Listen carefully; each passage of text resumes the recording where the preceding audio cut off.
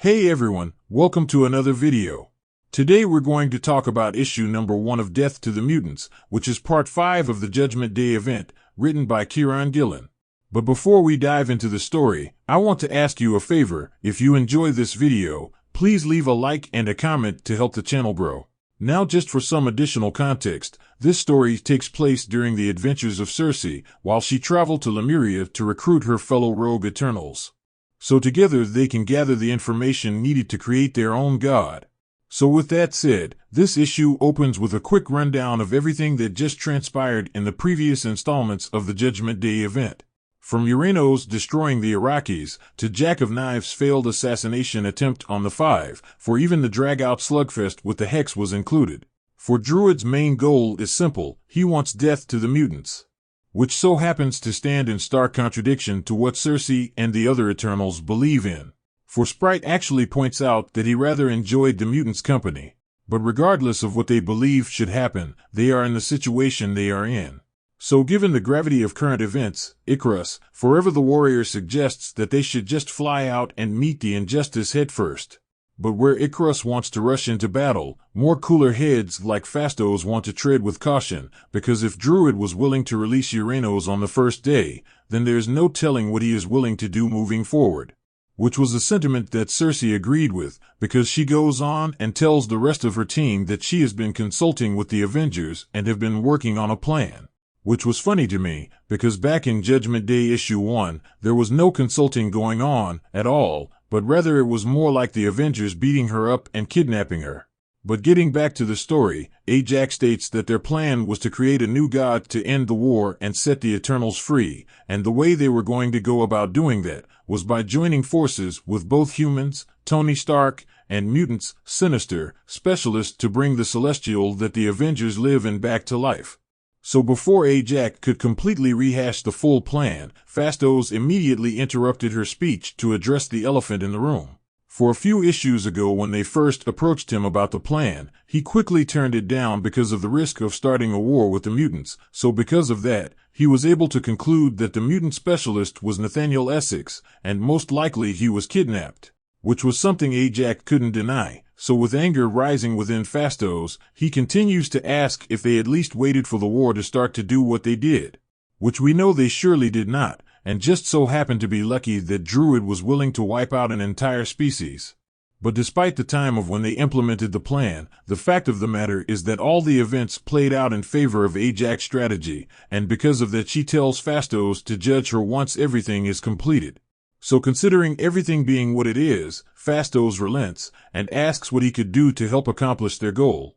Now, with the godly Smith on their side, both Phastos and Makari flew away to create the new god's body as Icarus and the rest of the team traveled to a sacred area in Lemuria to conduct another seance, but in order to do so, Thena would need to talk to Croak so he can grant them access, which of course was no problem, considering their relationship.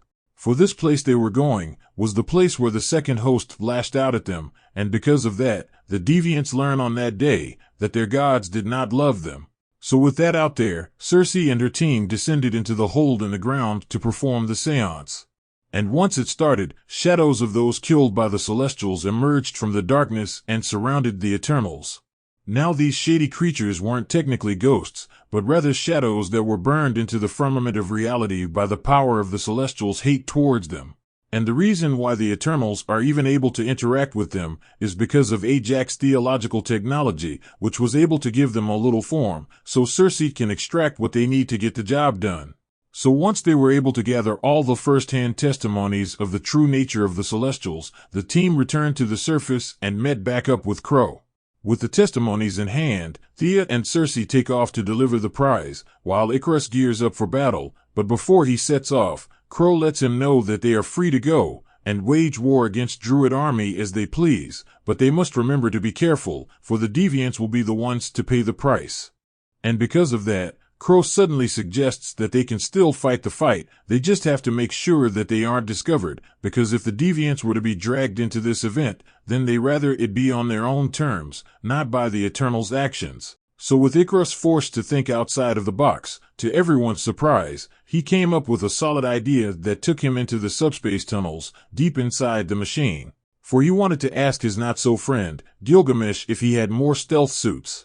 Now while all that is going on, we jumped over to the war room in Olympia, where we see Druid overlooking the Hex waging war against Krakoa, and the furiosity in which they fought was something that truly surprised Druid, for Uranos hid the key which imprisoned the Hex within his vault a long time ago.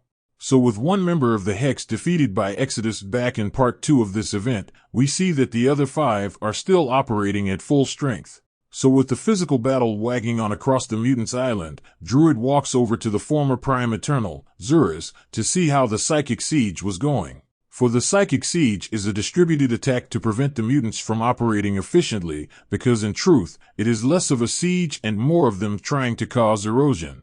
The reason why is because the best mutant psychics are grotesquely powerful, but have weaker bodies, and as for the Eternals, their talents aren't as powerful, but their bodies are built to handle the stress.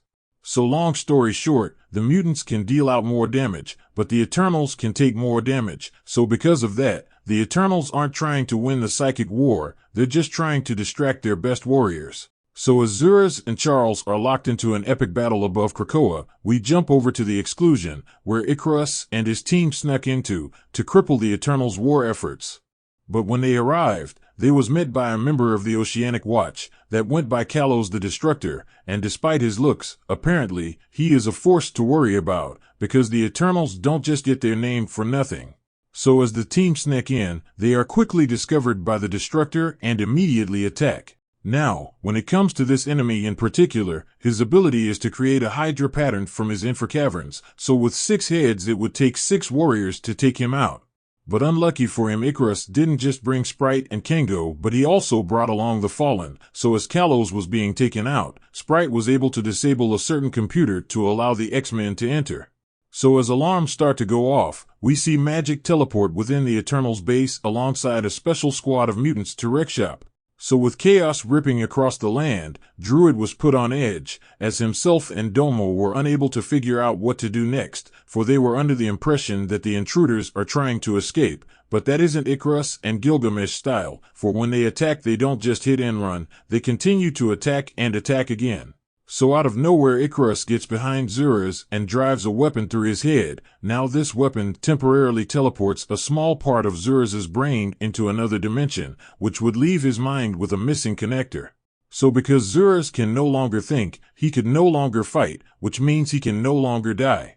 Now with him crippled, Icarus was able to defeat him without killing him, which means a human life wouldn't be sacrificed to bring him back. So with the Hex running out of energy and Zuras unable to continue the psychic attack, Druid puts all his eggs in one basket and redeploys Cine one last time, like we saw in Judgment Day issue 2, above Krakoa, but little did Druid know, Phastos was finishing up his final touches on his new god. So as the god awakes, the new Celestial speaks to all sentient life and orders them to stand down and prepare themselves, for they have 24 hours to justify their actions. So with that bombshell dropping on everyone, all Eternals' eyes logically turn to Druid, their Prime Eternal. And as you may have guessed, he had no idea what to do, but to retreat and fortify their defense and wait to see what happens next, and which everyone obeys, for on the monitor we see the Hex in full withdrawal. But during this whole ordeal, everyone saw Druid's mask slip, for everyone including himself is fully aware how unsuited he is for the role of Prime Eternal. So as Druid goes to seek counsel with Uranos, we skip over to Gilgamesh and Icarus cutting down Druid forces as they contemplate the cost of eternal resurrection. And much like Icarus, Gilgamesh came to the same conclusion, which was the Eternals must die. So as a warning to Druid, Icarus burned a message into the stone wall saying, "Death to the Eternals," which would add to the many things Druid has to think about. So with that said, issue number 1 of Death to the Mutants, which is part 5 of the Judgment Day event, comes to an end. Now, I hope you enjoyed this video, and please don't forget to leave a like and a comment if you want to see more videos like this. Thank you for watching, and I'll see you in the next video.